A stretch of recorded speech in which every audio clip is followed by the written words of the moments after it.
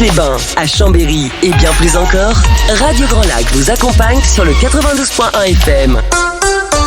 Vous aimez l'art et la culture d'ici et d'ailleurs ? Retrouvez Anne dans l'épicerie culturelle du territoire. Et bonjour, ravi de vous retrouver. Alors, c'est pour la première émission de l'épicerie culturelle du territoire de 2023. Je suis ravie que ça reprenne. J'ai l'impression d'avoir arrêté pendant longtemps. Pourtant, il y a eu juste Noël entre nous, j'allais dire. À tous, alors vous qui nous écoutez, et puis vous aussi autour sur le plateau aujourd'hui, je vous souhaite, pour reprendre les mots de Jacques Brel, des rêves à n'en plus finir et l'envie furieuse d'en réaliser quelques-uns. Alors j'espère que vous avez déjà commencé à initier le projet, la réalisation de projets qui vous font rêver. Aujourd'hui, on se retrouve autour d'une thématique comme on a l'habitude de le faire. Alors cette thématique aujourd'hui, c'est le noir. Alors c'est pas le noir pour pleurer, le noir, la couleur diront certains, l'absence de couleur diront les autres. Tout le monde n'est pas d'accord sur le sujet, mais en tout cas, ce qu'on peut dire, c'est que c'est un sujet quand même qui est bien mystérieux et qui demande parfois toute une vie, en tout cas, pour l'explorer. Alors pour cela, avec moi, il y a du monde autour de la table, 2 artistes. Alors Daniel Berthet, vous faites essentiellement de la gravure, je crois, et le noir est un sujet de prédilection. Oui, je travaille beaucoup le noir, effectivement. Je fais essentiellement de la gravure et du dessin, des encres, beaucoup. Donc vous êtes dans la région, vous habitez... J'habite et je travaille à Aix-les-Bains, oui. Claire Morard, bonjour Claire. Alors Claire, vous êtes artiste peintre. Vous êtes plus peintre et vous explorez aussi toute la matière et notamment le noir avec la matière. Je m'exprime mal, hein. Oh là là. Non, c'est pas grave. Oui, je suis passionnée du noir, mais aussi du blanc. Donc je pourrais pas toujours parler du noir sans parler du blanc et sans même parler en amont des couleurs. La recherche du noir, elle date d'il y a longtemps. J'étais alors en Italie. Ah, on verra ça tout à l'heure. Voilà. On verra ça avec Claire. C'est une passion. D'accord. Isabelle Vitry, bonjour Isabelle. Bonjour. Alors Isabelle, vous êtes coach, vous faites du conseil en style. Et on peut dire que le noir, en tout cas, fait vraiment partie et de votre garde-robe et en tout cas d'une vraie source d'inspiration pour vous. Oui, je dis toujours le noir est l'écrin de la lumière et de ma lumière. Donc voilà, le noir m'inspire et voilà, c'est une couleur qui m'a toujours inspirée, ou une non-couleur, ou une nuance. Bref, on va parler de tout ça, j'imagine. On en parlera et on verra peut-être que c'est celle qui sublime toutes les autres. Je lance cette interrogation, cette réflexion, on verra ça tout à l'heure. On va rendre bien sûr quand même un hommage à Pierre Soulages qui nous a quittés récemment, et comment ne pas le faire quand on parle du noir, sujet incontournable aussi pour ce grand artiste. Alors on a avec nous André-Marie Fouane qui revient tout juste de Rodez, du musée de Pierre Soulages. Bonjour André-Marie. Bonjour à tous. Oui, effectivement, j'ai eu la chance de visiter avec une visite guidée le musée Soulages la semaine dernière, donc j'en reviens tout juste ce matin même. Voilà, donc une expérience magnifique et puis une redécouverte des œuvres de Soulages. Alors on verra ça tout à l'heure. Hâte aussi de t'écouter. Moi, je n'ai jamais vu ce musée et vraiment j'ai hâte aussi d'avoir ton retour. Et enfin Virginie, bonjour Virginie. Bonjour Anne. Donc de la librairie Chemin Faisant à Aix-les-Bains. Alors tu vas nous présenter une petite pépite. Personnellement, moi j'ai adoré ce livre. Tu peux nous en parler rapidement ? Oui, je vais vous parler du livre qui s'appelle Pierre. C'est un livre de Christian Bobin et qui est un hommage justement à Soulages. Alors on verra ça. Alors à vous toutes, j'ai une question à vous demander autour de cette thématique qui est le noir. Je vais vous demander si vous deviez choisir 2 adjectifs qui qualifient en fait le noir, quels seraient-ils ? Alors, qui parle, qui dit, et alors sans expliquer, sans donner d'explication, mais déjà nous dire comme ça 2 adjectifs qui qualifient pour vous, en fait, ce qu'est le noir. Daniel. Pour moi, spontanément, c'est essentiel. Essentiel. Et profondeur, peut-être intérieure. D'accord. Essentiel d'abord. André-Marie. Moi, après l'expérience, donc la visite de ce musée, ça sera lumière et clarté. Très bien. Oui, je pense que pour moi aussi, c'est la recherche des profondeurs et donc aussi de la lumière. Et Isabelle. Alors, je dirais aussi la profondeur et je rajouterais ambivalence. Virginie. Et pour moi, ce sera l'élégance et sombre. Très bien.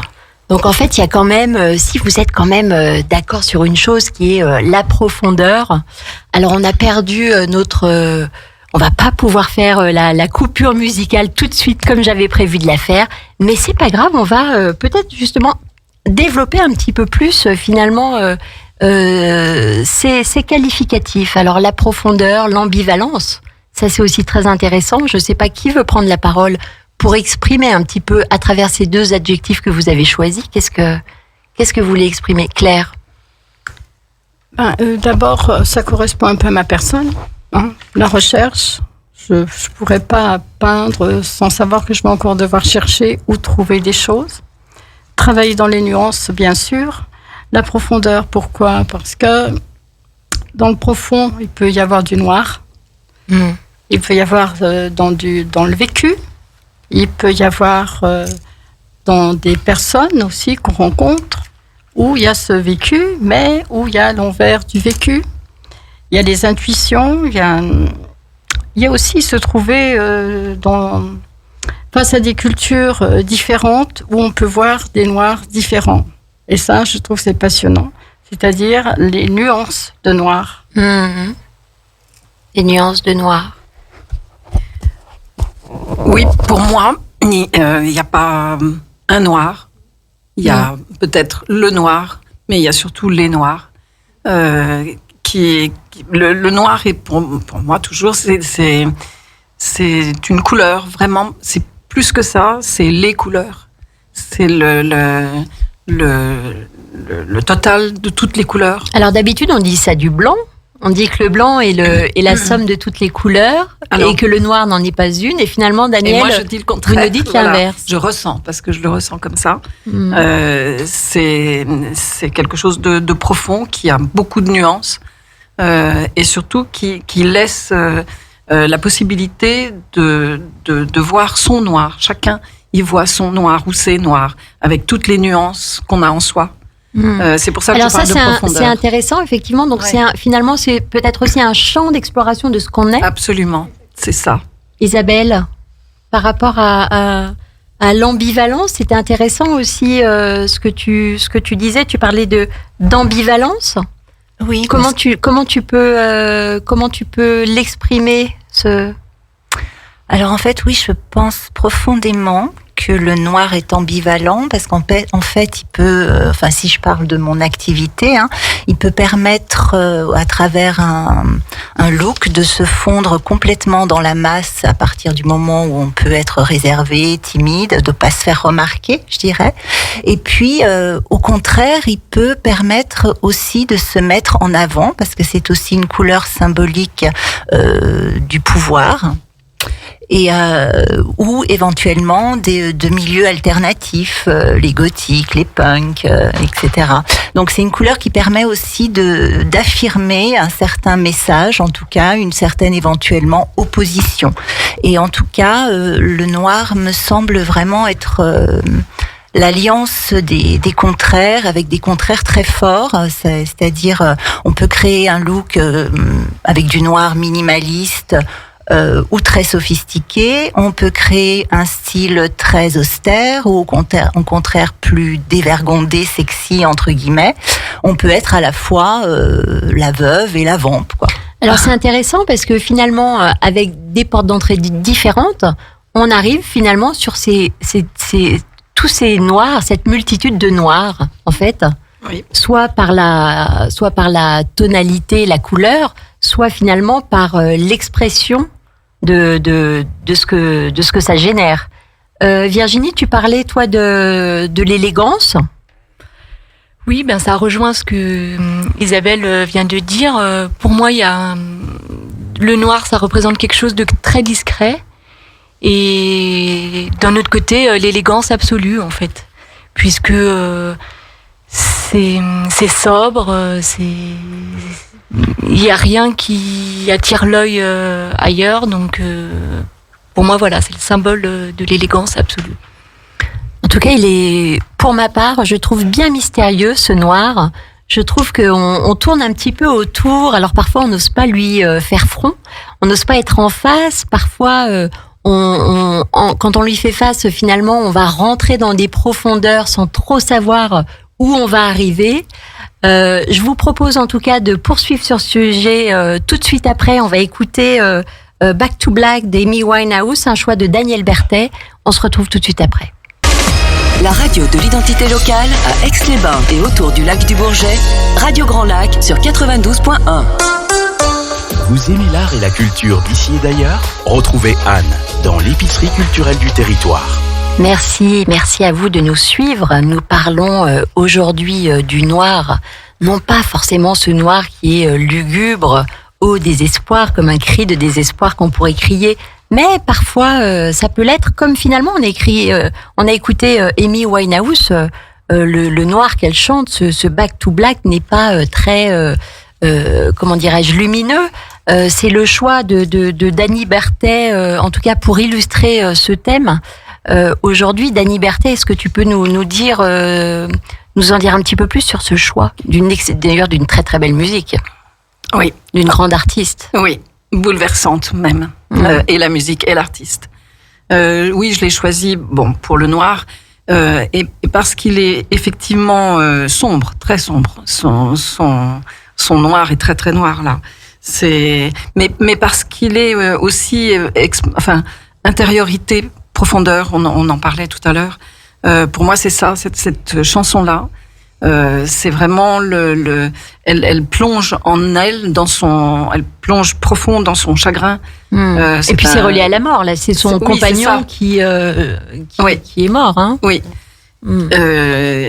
Et c'est vraiment du désespoir. Voilà, c'est le côté désespoir du noir. Il n'est pas que ça pour moi, pas du tout.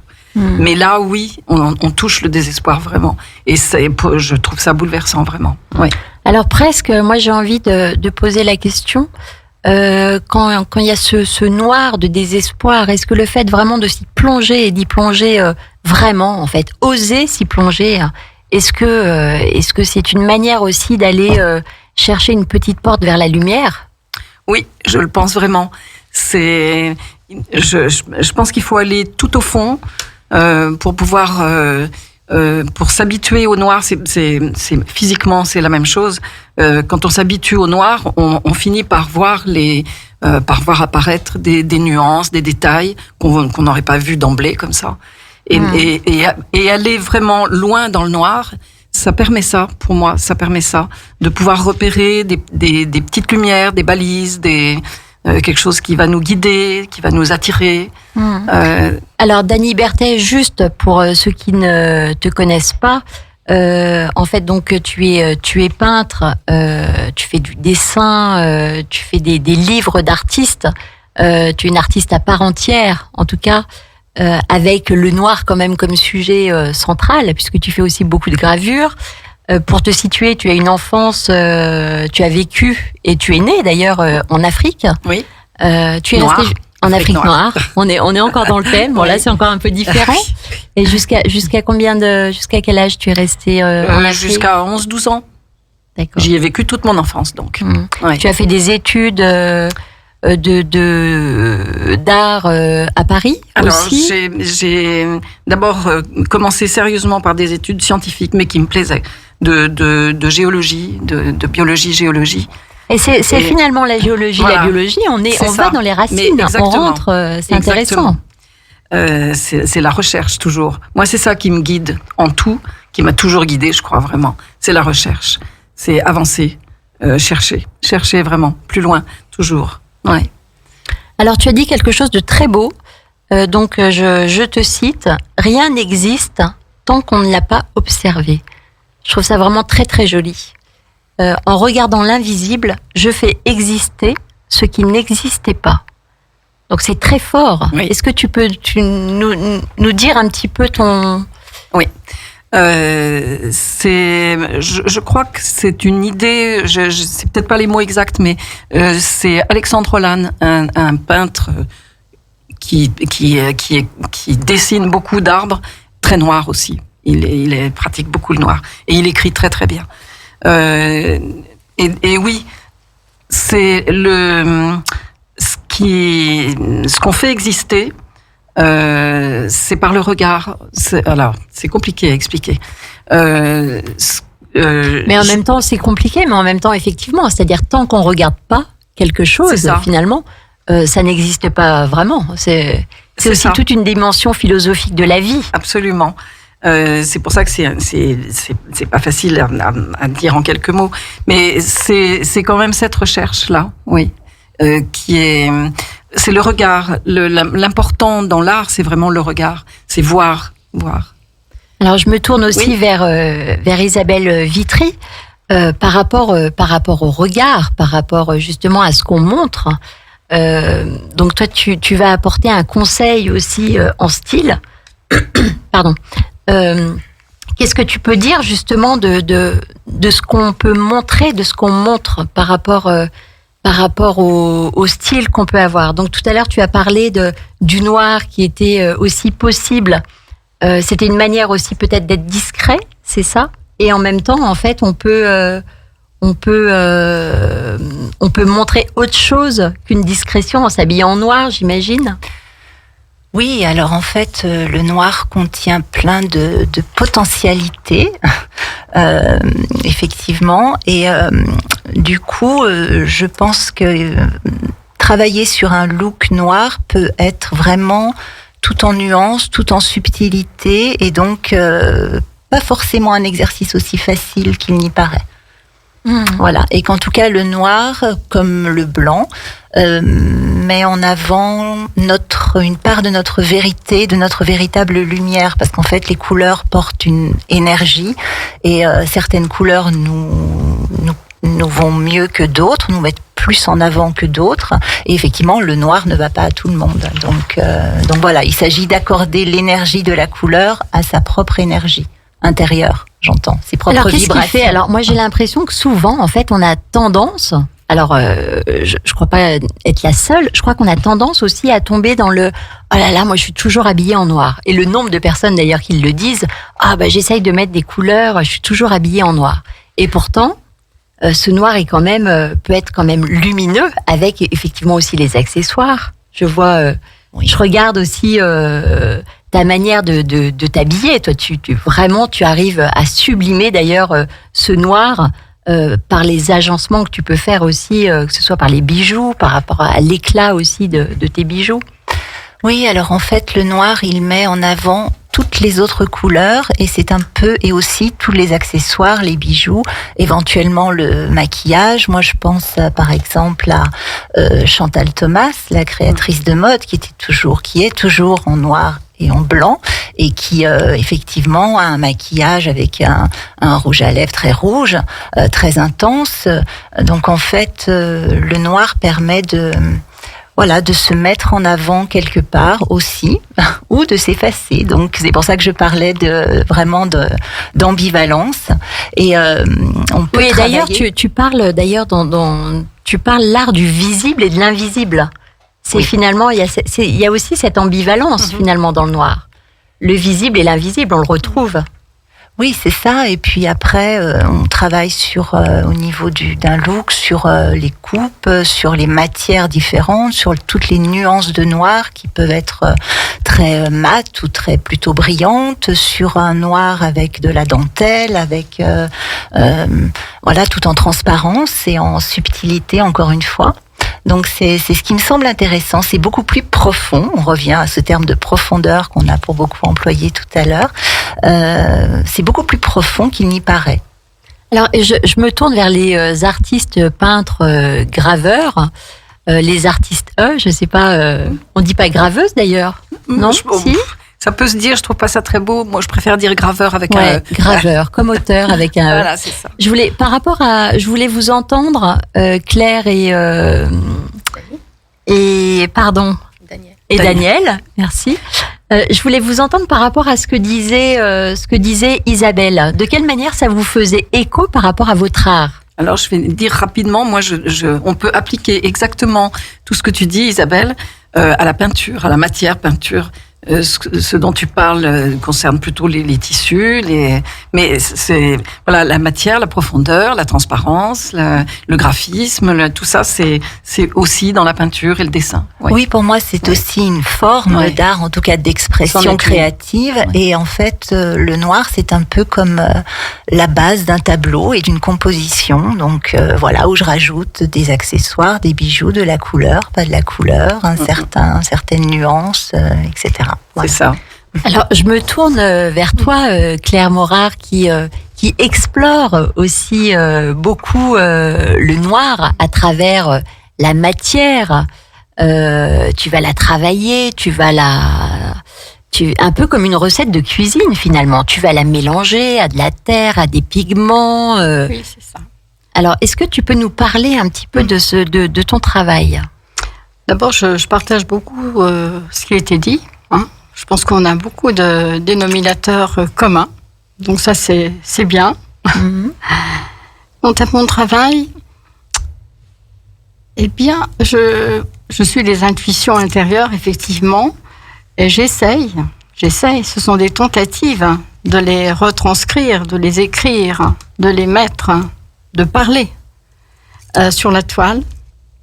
C'est vrai, le noir est un des éléments de grammaire que j'utilise pour dire, pour parler sans forcément les mots. En général, ça se passe tout sur la toile, avec mes propres mains, très peu de pinceaux, souvent en utilisant des pigments et des liants.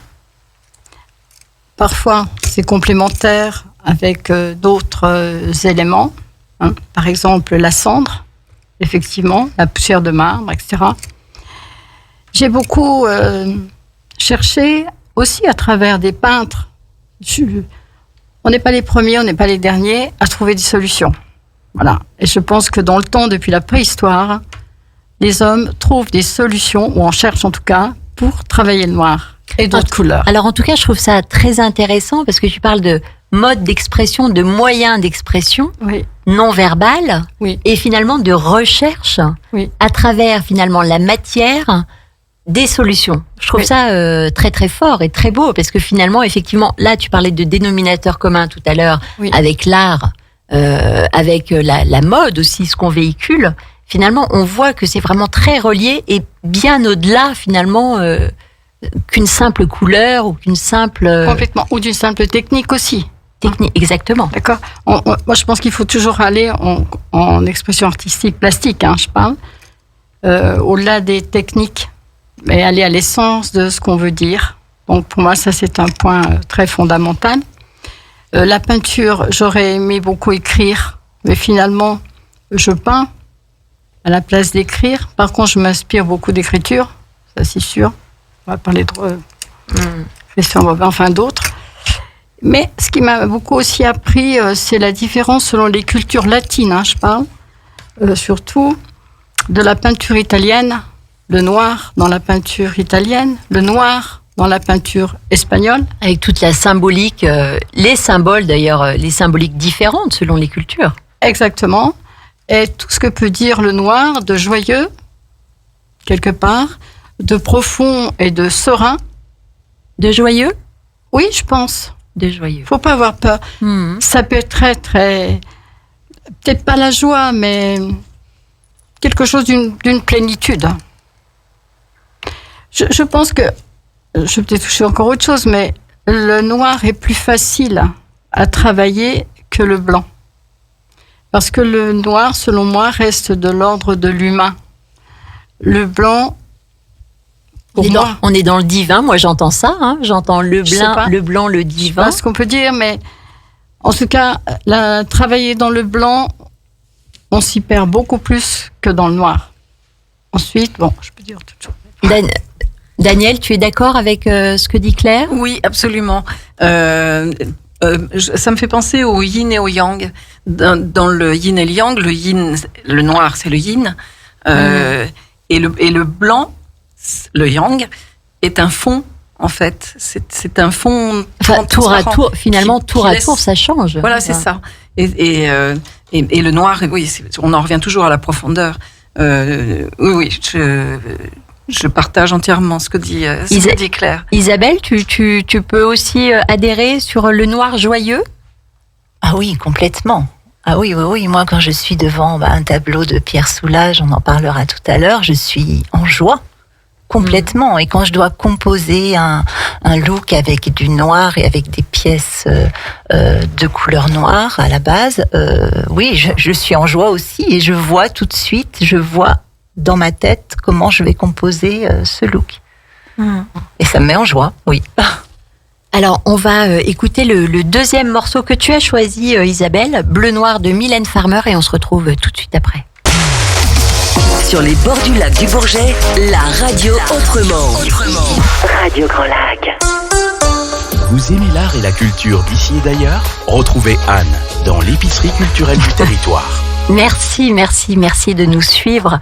Aujourd'hui, on parle d'un sujet bien mystérieux et passionnant aussi à la fois, qui est le noir. Donc le principal thème de l'émission aujourd'hui. Isabelle Vitry, donc c'est toi qui avais choisi cette musique Bleu Noir de Mylène Farmer pour illustrer notre sujet. Est-ce que tu peux nous en dire plus ? Pourquoi ce choix ? Oui, tout à fait. Alors en fait, non seulement déjà parce que Mylène Farmer est pour moi franchement une des dernières stars de la chanson française, mais aussi pour évoquer, et surtout pour évoquer le pouvoir émotionnel du noir, parce qu'en fait ce titre qui a été écrit par Mylène Farmer, enfin dont les paroles ont été écrites par Mylène Farmer. Pour ces paroles, elle s'est inspirée de poèmes en prose de Pierre Roverdi, donc de 1915. Et c'est vrai que je trouve que ces paroles sont très fortes et peuvent résonner très fort en nous, d'autant que c'est une chanson qui évoque la nuit de l'âme dans laquelle on peut tous et on passe tous un jour au cours de notre vie, en fait. Et donc, elle évoque l'idée de continuer à se battre, même s'il y a des moments difficiles. Alors, je sais que tu es d'une grande sensibilité, Isabelle. Tu as d'ailleurs un certain talent d'écriture. J'aimerais que tu nous partages, je crois que tu as écrit quelques mots concernant le noir. J'aimerais bien que tu nous le partages et que tu le partages aussi à nos auditeurs, ce que tu as écrit concernant le noir. Alors, le noir comme une évidence, non-couleur qui parle à nos sens. Le noir comme un au-delà, de la lumière, de l'apparat. Adorer la magie du noir, seul trésor au cœur du boudoir. Cueillir l'inaccessible étoile, ne rien rajouter sur la toile. Entrer dans le sombre chaos, la nuit de feu de notre ego, réclamer le noir absolu, commander que la lumière fût. Saisir l'intensité du noir, déployer les ailes de l'espoir, déchirer le voile d'addiction, s'abandonner à ses passions. Je suis le noir. C'est beau, hein, c'est vraiment très beau. Il y a beaucoup de choses dans ce texte. Je ne sais pas si quelqu'un veut réagir par rapport à ce qui a été dit, parce qu'effectivement, on parle, alors comme Soulages le dit, comme une évidence. Je crois, André-Marie, que c'est quelque chose qui ressort chez Soulages, l'évidence du noir. L'évidence du noir, quand on est dans ce musée, elle est surtout dans les choix des techniques que Soulages a utilisées. Et dans les matières aussi, parce que le noir, chez lui, est lumière, et surtout matière. On est entre l'ombre et la lumière, on oscille tout le temps entre le mat et le brillant. On oscille entre le lisse et le rugueux. Donc il y a énormément de sensibilité quand on est devant ces toiles. Et pour continuer sur ce que vient de dire Isabelle, je voudrais dire la définition de l'outre noir dite par Soulages. L'outre noir, c'est pour dire, au-delà du noir, une lumière reflétée, transmutée par le noir. L'outre noir, noir qui, cessant de l'être, devient émetteur de clarté, de lumière secrète. L'outre noir, un champ mental autre que celui du simple noir. C'est fort, hein. Il y a beaucoup de choses. Hein. Je trouve qu'il y a tellement de choses à dire, je ne sais plus par quoi commencer.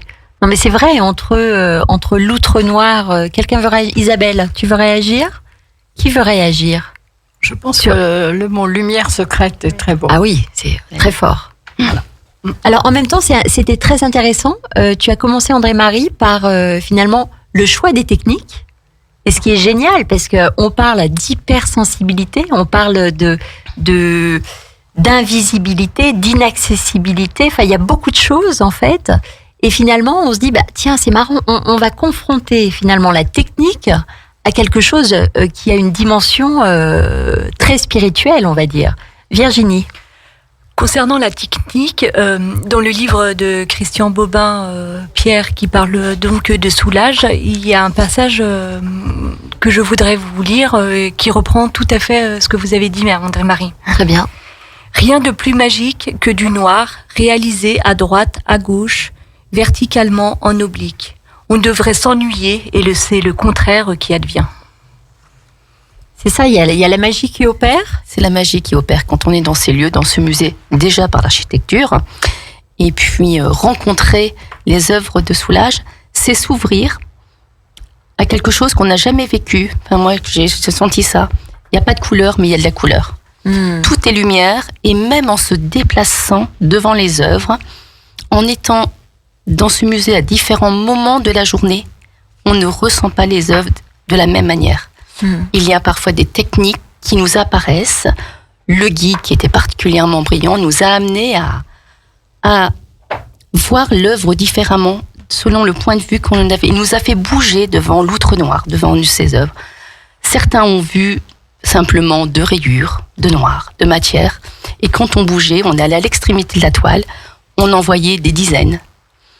Et il a été très sympa, ce guide, parce qu'on était sous les lumières, c'était un jour assez sombre, donc les lumières artificielles. Il nous a demandé de décrire la couleur que l'on voyait sur ces toiles. Donc déjà, on a vu du bleu, d'autres du gris bleuté, du noir, parfois même du blanc brillant. Et à un moment, il nous a dit « Laissez-moi vous faire une expérience extraordinaire ». Il nous a éteint les lumières dans le musée. Et nous n'avons pas eu le même regard sur la toile, parce que là, on disait « Mais ce que j'ai vu, je ne le vois plus. La matière, je ne la vois plus. La lumière, je ne la vois plus. » La matière, on la voyait différemment. Donc j'invite surtout les gens Alors, à aller... sans lumière, André-Marie, comment était ce musée, en fait, de toiles noires? Quelle impression vous avez eue, ou tu as eu Il est très lumineux. Voilà, comme disait le guide, il faut retenir un seul mot quand on entre dans ce musée. Il nous posait des questions, il dit « Vous n'avez qu'une réponse à me donner, ça sera toujours le mot lumière ». Et effectivement, quand on rentre déjà dans le musée, par la matière qui est de l'acier Corten, donc extérieur et intérieur, on dirait, mais on va rien voir. C'est noir, la couleur est noire, la matière sur les murs est noire. Et en fait, c'est lumineux par ces matières qu'il aborde, ces techniques qu'il a abordées. Le brou de noir, c'est des toiles absolument fantastiques. Le bronze, il a choisi de faire le bronze avec une matière qui détruit la matière. Donc c'était très intéressant. Et en fait, on sort de là, mais illuminé de ce qu'on a pu voir, de ces matières, de la façon dont on a pu aborder de ces toiles, avec un œil qui est en fait différent quand on a eu l'explication et quand on a su ce qu'il a voulu exprimer, sans vouloir chercher, mais on le ressent. C'est très intéressant. Il y a plein de petites anecdotes. En plus, il y avait un grand hommage à lui. Il y a quand même plus de 500 œuvres qui sont dans le musée offert par la Fondation Pierre et Colette Soulages. C'est énorme. Voilà, donc quand on arrive déjà, il y a un énorme portrait de lui, puisqu'il vient de décéder en octobre 2022, c'est tout récent, en sachant que ce musée, lui, ne voulait pas de musée de son vivant. Il a toujours dit « je ne veux pas de musée ». Et après des années de négociations avec le maire et d'autres personnalités, il a accepté en disant « ok, je veux bien un musée de mon vivant sur mes toiles », avec un don de plus de 500 œuvres, il y en a presque 600 maintenant. en sachant que je veux qu'il y ait une partie de ce musée qui soit dédiée à d'autres artistes, à des œuvres temporaires. Donc, ce qui est très intéressant, c'est l'ouverture qu'il avait. Le choix de ce musée, le choix de ses toiles, c'est lui qui l'a fait avec Colette. Il a choisi également les architectes. Il y a eu beaucoup de projets d'architectes dessus. C'est des architectes catalans qui ont reçu le prix pour créer ce musée. Et c'est avec l'accord de Soulages. Et en fait, on ne peut pas s'imaginer une autre matière que l'acier très particulier Corten, un acier qui s'oxyde. Donc naturellement, ce sont des grands cubes monographiques, mais en même temps, on ne peut pas s'imaginer autre chose. Donc là, tu parles de la structure, en fait, de l'architecture, voilà, pour représenter les œuvres de Soulages. Voilà, et qui est aussi à l'intérieur. Donc cette matière est quand même très dure, mais en même temps, elle est très douce, elle est très agréable à l'œil. Et en fait, les œuvres de Soulages sont sublimées par cette matière qu'il avait choisie avec les architectes. Alors, est-ce qu'on peut dire que finalement, les œuvres et le travail de Soulages, c'est aussi créer un terreau qui va accueillir la lumière pour la restituer ou pour l'offrir ou pour... Oui, parce que sa peinture, elle n'est que clarté, en fait. Elle est que clarté, c'est une lumière qui varie tout le temps sur ses œuvres. Oui, mais alors je sais pas comment vous voyez les choses, mais en tout cas, ce que je trouve très intéressant, c'est-à-dire que il crée quelque chose avec de la matière, mais finalement, la lumière, en fait, c'est pas lui qui la crée. C'est-à-dire, il met à disposition une certaine toile avec une certaine structure qu'il va créer, mais finalement, en fait, au service de la lumière. Je trouve que c'est ça qui me paraît très très fort chez Soulages. Tout à fait juste. Et c'est d'autant plus sublimé par une œuvre qui est absolument dans la continuité du musée, qu'il faut absolument voir. C'est en fait les vitraux de l'abbatiale de Sainte-Foy de Conques qu'il a créé. Alors donc là, des vitraux, on se dit, mais il n'y a pas de lumière noire. Oui. Non, effectivement. Et là, il va jouer par les vitraux, par la matière, par la transparence et la lumière, après des années de recherche sur la matière qu'il voulait, plus de 20 ans, donc à faire donc dans cette abbatiale un monument par ces vitraux et par la lumière qui va transpercer les vitraux. Et je comprends pas. Alors les vitraux, ils sont noirs, ils sont tout en nuant, ils sont blancs. Ils sont blancs avec des courbes. Il y a plus de 100 vitraux qui ont été donc confiés. Donc là, on lui a demandé de créer donc les vitraux de cette abbatiale. Et donc, il y a plus de 100 vitraux dans cette abbatiale. Alors, quand on les voit comme ça, c'est simplement du verre, on va dire. Il n'y a aucune couleur. Il y a simplement des courbes métalliques qui retiennent les vitraux. Il n'y a pas un seul vitrail identique. Donc, c'est un mélange de verre et de simples courbes droites, perpendiculaires sur ces vitraux. Mais ça a un effet, on va dire, C'est très lumineux.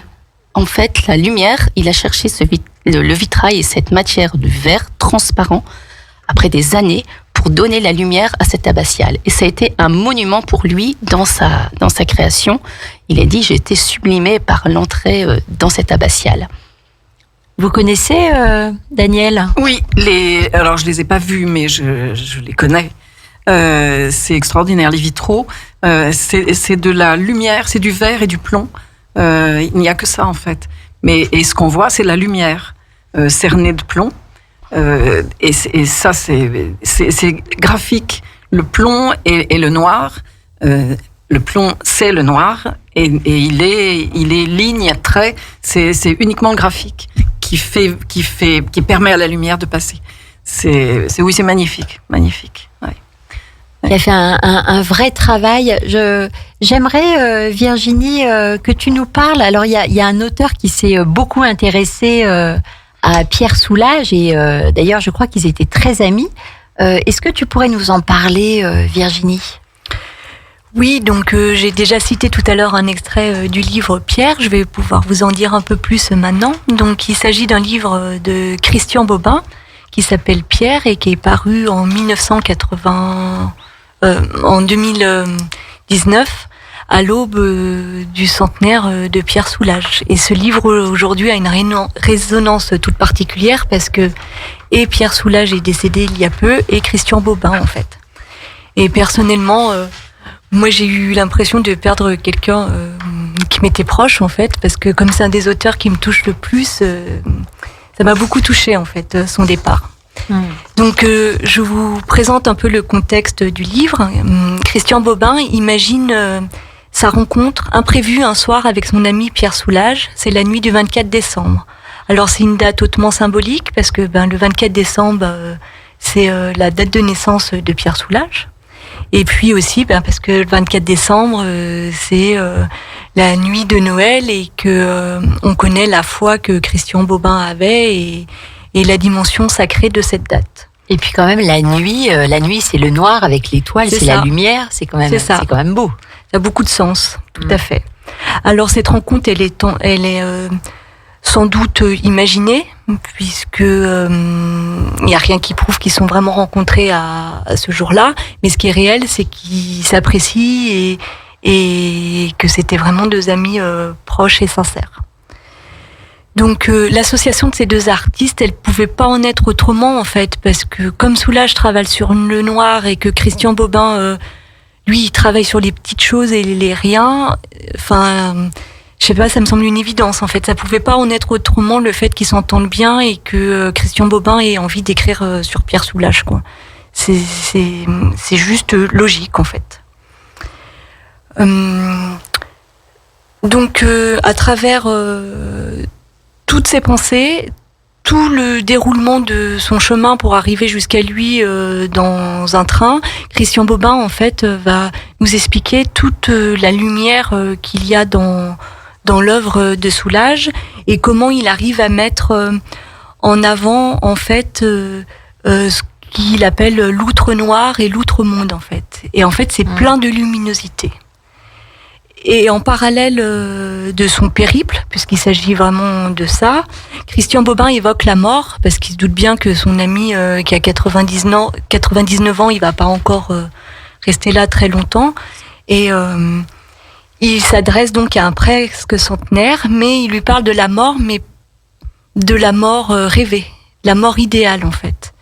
Donc ça sonne vraiment comme presque quelque chose de testamentaire ou de l'ordre de l'éloge funéraire, sauf que le texte il a été écrit avant et que du coup aujourd'hui ça a une autre dimension quoi. Mais ça sera quelque chose qui reste et quelque chose qui est très très fort en fait.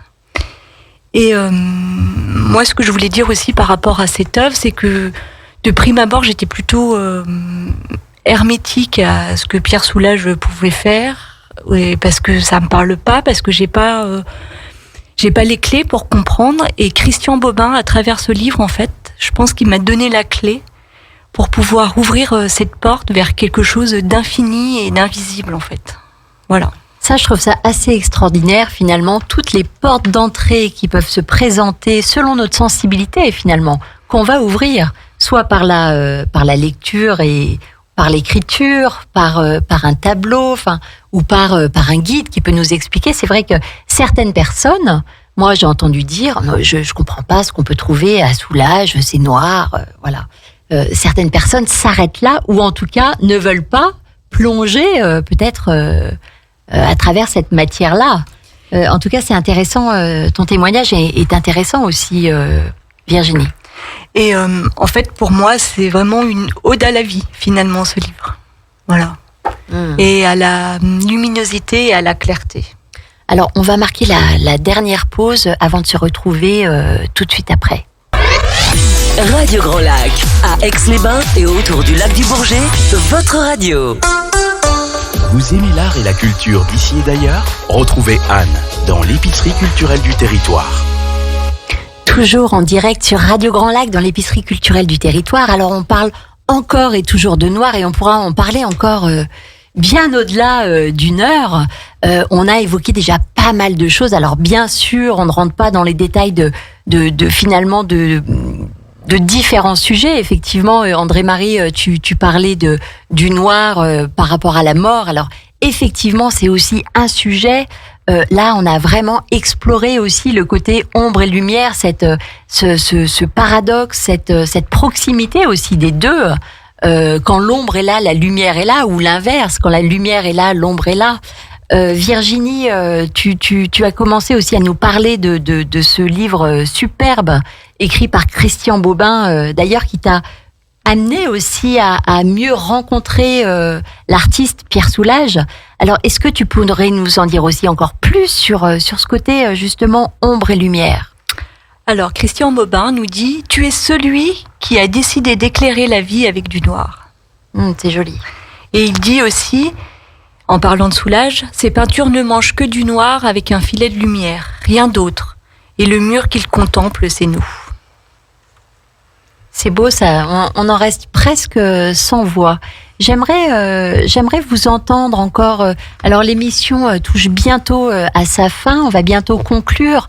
Quelle conclusion on pourrait apporter sur à la fois sur l'exploration de cette couleur qui est finalement bien au-delà d'une couleur, qui est finalement un voyage qui va peut-être traverser la mort aussi, André-Marie. C'est vrai ce que tu disais par rapport à cette notion de comment tu as dit ça, le noir défunt. Le noir défunt. Qu'est-ce que tu avais envie finalement? Est-ce que tu avais derrière Je pense oui que c'est un sujet qu'on n'a pas abordé. On peut pas aborder tout sur le noir. Il y a tellement de choses à dire. Le noir lumière, mais en même temps, ça fait partie de notre culture occidentale. Donc, de rapprocher le noir à une personne défunte, à un moment de grande profondeur, voilà, où on peut se retrouver. Et pourquoi portons le noir?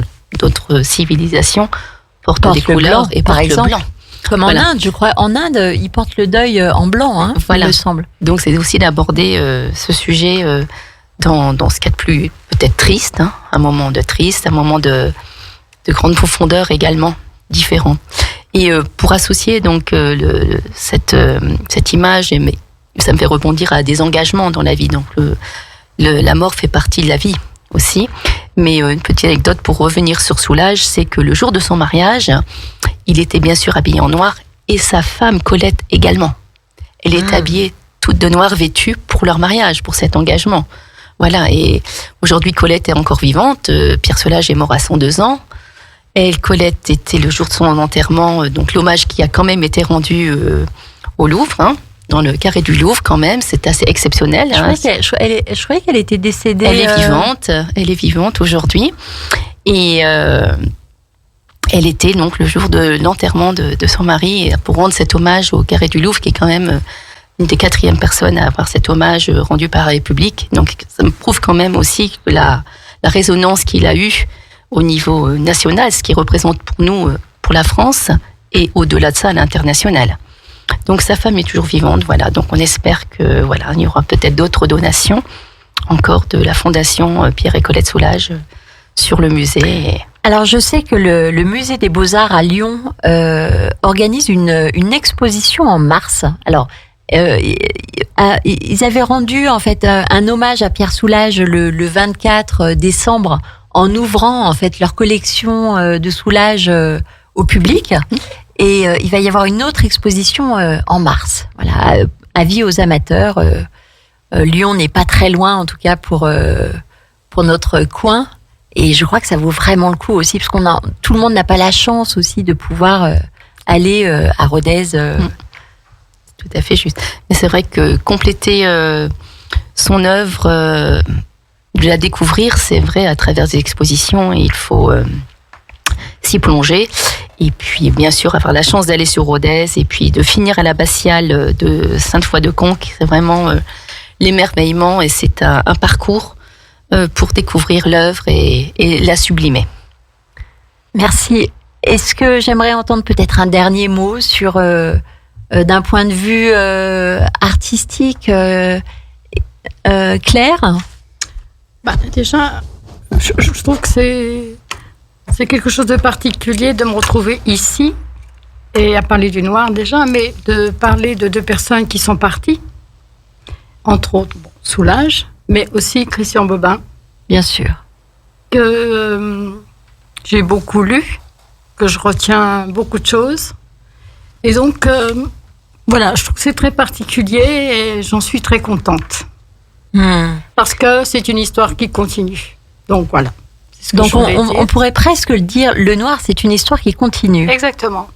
Donc ça continue, et voilà. Je vais juste compléter ce que tu dis en disant que le noir est un mystère. Ça va du noir d'avant le monde à la fin de partie. Je parle de Beckett, là, la fin de partie de Beckett. Voilà, le noir, c'est tout ça et c'est un grand mystère. Et c'est très beau. Isabelle ? Oui.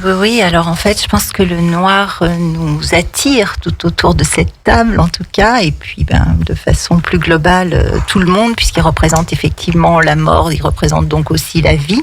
Et je dirais que le noir, c'est la terre fertile, c'est le ciel, le cosmos noir, et puis c'est nous, notre profondeur, notre noirceur parfois, nos ombres en tout cas, et donc notre lumière. Voilà. C'est une très très belle conclusion, en tout cas pour refermer les portes de cette épicerie culturelle du territoire. Je vous remercie vraiment d'avoir participé et d'avoir répondu oui, un grand oui d'ailleurs à cette émission autour de cette thématique. Merci à vous, chers auditeurs et chères auditrices bien sûr, de nous avoir suivis. Merci à Jean-Pierre d'avoir été aussi à la technique. On se retrouve dans 15 jours. Si vous le souhaitez, vous pouvez aussi retrouver le podcast de l'émission sur la chaîne YouTube de Radio Grand Lac. On se dit à très bientôt et très bonne semaine à vous. Merci.